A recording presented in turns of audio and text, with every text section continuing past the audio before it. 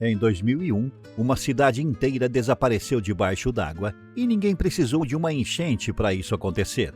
A decisão foi tomada nos escritórios do governo décadas antes e a execução seguiu um projeto de engenharia que hoje é considerado o maior reservatório de múltiplos usos de toda a América Latina. No sertão do Ceará, onde a seca sempre foi tratada como destino, alguém decidiu tratá-la como problema de cálculo.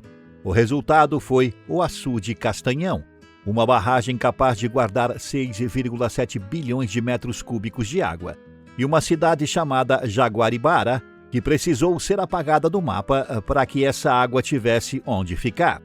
Neste vídeo, você verá como nasceu o projeto que mudou o curso do rio Jaguaribe, quais técnicas de engenharia tornaram possível erguer uma barragem desse tamanho, o que aconteceu com os moradores que perderam sua cidade e o que restou de tudo isso debaixo da água e da memória de quem vive para contar. A história do Castanhão não começa em 1995, quando as máquinas finalmente entraram em ação. Ela começa mais de um século antes, quando engenheiros contratados pelo governo imperial passaram a estudar o semiárido nordestino em busca de soluções contra as secas cíclicas que matavam gado, esvaziavam plantações e empurravam famílias inteiras para o litoral. Um desses engenheiros, chamado Roderick Crandall, percorreu o vale do rio Jaguaribe e identificou um ponto específico, conhecido pelos moradores como Boqueirão do Cunha, como local ideal para conter as águas do rio. A geologia ali era favorável, o relevo formava um afunilamento natural e a região tinha capacidade para acumular um volume de água que nenhum outro ponto do estado conseguiria reunir. O projeto, porém, ficou engavetado por décadas, discutido em relatórios técnicos, citado em planos de desenvolvimento, mas nunca executado. Faltava vontade política, faltava orçamento e faltava, sobretudo, a disposição de encarar o que aquele projeto exigiria de uma cidade que já existia bem ali, no meio do caminho da água. Antes do Castanhão, o maior açude do Ceará era o de Oroz, também construído no leito do rio Jaguaribe, mas com pouco mais da metade da capacidade que o novo projeto prometia alcançar. Foi só na segunda metade do século XX que o cenário mudou de fato. O crescimento acelerado de Fortaleza, a expansão da agricultura irrigada no Vale do Jaguaribe e a pressão por segurança hídrica em um estado historicamente castigado pela estiagem tornaram o projeto praticamente inevitável. A obra acabou sendo tocada por 2 governos seguidos, iniciada em 1995 sob a gestão de Tasso Gereissati e concluída em dezembro de 2002, já no governo de Beni Veras, numa parceria entre a Secretaria de Recursos Hídricos do Ceará e o Departamento Nacional de Obras contra as Secas, instituição que desde o início do século XX carrega a missão de enfrentar a seca nordestina com engenharia. Em 1985, a notícia finalmente chegou até a população de Jaguaribara, e o que antes era apenas um estudo técnico virou uma ameaça concreta à existência da cidade. A ideia central do Castanhão é simples de entender, mesmo para quem nunca abriu um livro de engenharia. Um rio que antes secava por completo durante boa parte do ano precisava se tornar uma reserva permanente, funcionando como uma caixa d'água gigantesca para todo o vale. Antes da barragem, o Jaguaribe era classificado como um dos maiores rios intermitentes do mundo, cheio na época de chuva e completamente seco na estiagem. Um comportamento que tornava impossível qualquer planejamento agrícola ou de abastecimento de longo prazo. A solução foi construir uma parede de concreto capaz de barrar esse fluxo irregular e transformá-lo em um reservatório estável que libera água de forma controlada ao longo do ano inteiro. Na prática, funciona como uma bacia artificial escondida atrás de uma parede gigante que recebe toda a água da estação chuvosa e a distribui aos poucos durante os meses secos, em vez de deixar que ela escoe para o mar em poucas semanas e depois desapareça por completo. O rio deixou de ser sazonal e passou a correr o ano inteiro, regulado pelas comportas da barragem, o que, na prática, reinventou a relação entre o vale e a água que sempre esteve ali, mas nunca de forma confiável. Em números, o Castanhão sozinho responde por 37% de toda a capacidade de armazenamento dos 8.000 reservatórios existentes no Ceará. o que dá uma ideia de quão desproporcional é essa obra em relação a qualquer outra construção hídrica do estado. O primeiro destaque de engenharia é justamente a técnica usada para erguer a parede da barragem, chamada de concreto compactado a rolo. Diferente do concreto tradicional, que é despejado líquido dentro de formas de madeira ou metal, esse material chega ao canteiro em uma consistência seca, quase como terra úmida, e é espalhado em camadas sucessivas por máquinas de terraplenagem. Depois, rolos compressores pesados passam por cima, compactando cada camada antes que a próxima seja lançada por cima dela. O resultado é uma estrutura extremamente resistente, construída em uma fração do tempo que o método tradicional exigiria, e com um custo consideravelmente menor, já que dispensa formas e consome bem menos cimento por metro cúbico de concreto produzido. Foi essa velocidade de execução que permitiu concluir uma barragem daquele porte em pouco mais de 7 anos, um prazo curto para uma obra que envolveu escavação, terraplenagem e concretagem em uma escala monumental, movimentando milhares de toneladas de material por dia ao longo de todo o canteiro. O segundo destaque está nas dimensões físicas da própria estrutura. A barreira principal do Castanhão tem 1.500 metros de extensão, 11 metros de largura e conta com 12 comportas, além de 4 válvulas dispersoras responsáveis por controlar a saída da água em situações de cheia.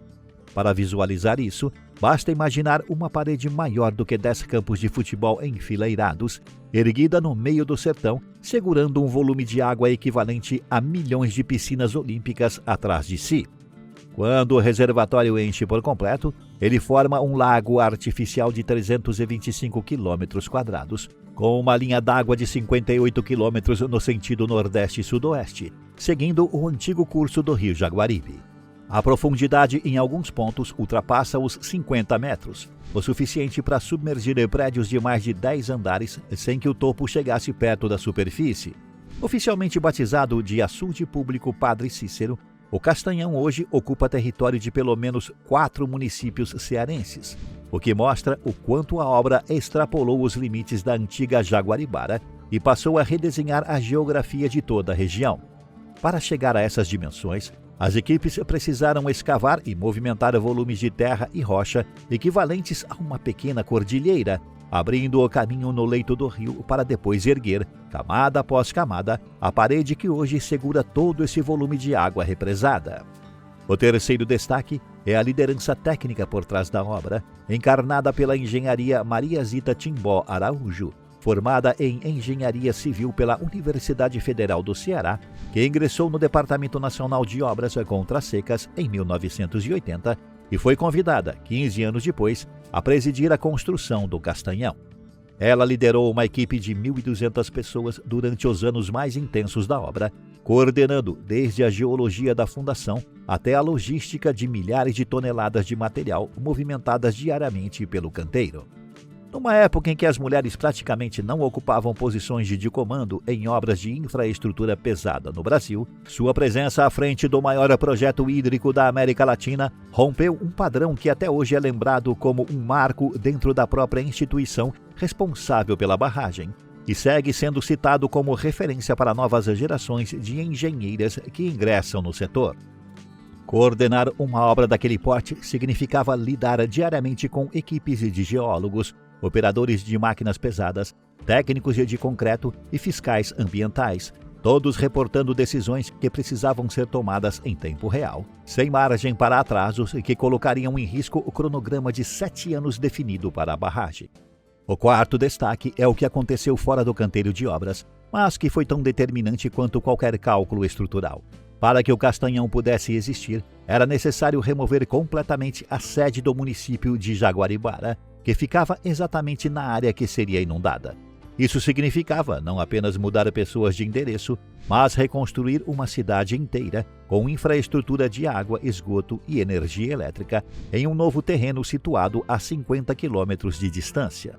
A nova sede foi erguida em paralelo à barragem, a partir de 1995, em uma área de 3.128,95 hectares, com um núcleo urbano inicial já projetado para receber a prefeitura, Câmara de Vereadores, Fórum e Mercado Público, entregue com toda a rede de saneamento já instalada antes mesmo da chegada dos primeiros moradores. O resultado foi batizado de Nova Jaguaribara e é considerado a primeira cidade totalmente planejada do estado do Ceará, erguida do zero para abrigar quem havia perdido tudo na cidade original. Nenhuma obra dessa magnitude acontece sem tensão, e o Castanhão não foi exceção. A notícia da inundação chegou à população de Jaguaribara em 1985, em um momento que moradores descrevem como o auge político e social da cidade, quando ninguém esperava que aquele lugar deixaria de existir. Nos anos seguintes, a comunidade se organizou em uma resistência que durou 7 anos, buscando alternativas, questionando a necessidade da obra e tentando negociar condições melhores de indenização e reassentamento. Em 1999, a licença de instalação foi finalmente concedida, encerrando qualquer possibilidade de reverter a decisão. E a partir daí, restou à população apenas negociar os termos da própria saída. Em 2001, os últimos moradores deixaram definitivamente a Cidade Velha, que começou a ser demolida semanas depois, incluindo a Igreja Central, dedicada a Santa Rosa de Lima e São Gonçalo, que marcava o coração da antiga praça. Ao todo, cerca de 8.000 pessoas entre área urbana e rural precisaram deixar suas casas, suas roças e seus cemitérios para trás. Religiosas que acompanharam o processo relatam até hoje o momento em que um morador idoso, prestes a deixar a beira do rio pela última vez, perguntou como faria para se separar daquele lugar depois de uma vida inteira ali. Uma cena que resume o peso emocional de uma decisão tomada a partir de mapas e projeções hidrológicas. Até hoje, existem disputas judiciais envolvendo terras que nunca foram devidamente indenizadas, e parte do patrimônio histórico do município segue submerso, sem qualquer possibilidade de recuperação. Em períodos de seca mais severa, como a que atingiu o Ceará entre os anos 2012 e 2016, o nível da água baixa o suficiente para que as ruínas da cidade antiga voltem a emergir, atraindo antigos moradores que retornam para revisitar os restos do lugar onde nasceram e criaram seus filhos. O impacto do Castanhão, apesar de todo esse custo humano, é inegável na escala regional. A barragem não gera energia elétrica, mas sustenta a agricultura irrigada em todo o Vale do Jaguaribe, permite a criação de peixes em escala comercial, viabiliza atividades de pesca esportiva e de subsistência e abastece, por meio do chamado Canal da Integração, tanto a região metropolitana de Fortaleza quanto o complexo portuário do Pecém, um dos principais polos industriais do estado. Antes da existência do reservatório, famílias de agricultores do vale dependiam inteiramente do regime irregular das chuvas, plantando sob risco constante de perder toda a safra em um único ano de estiagem. Depois do Castanhão, a irrigação passou a ser uma atividade planejável, com fornecimento de água garantido, mesmo em anos secos, o que transformou a economia agrícola de municípios inteiros ao longo do curso do rio e permitiu a expansão de fruticultura irrigada em escala comercial em uma região onde antes isso era impensável. Ainda assim, o reservatório está longe de ser infinito. Em períodos recentes de seca prolongada, seu volume armazenado já chegou a cair para cerca de 20% da capacidade total.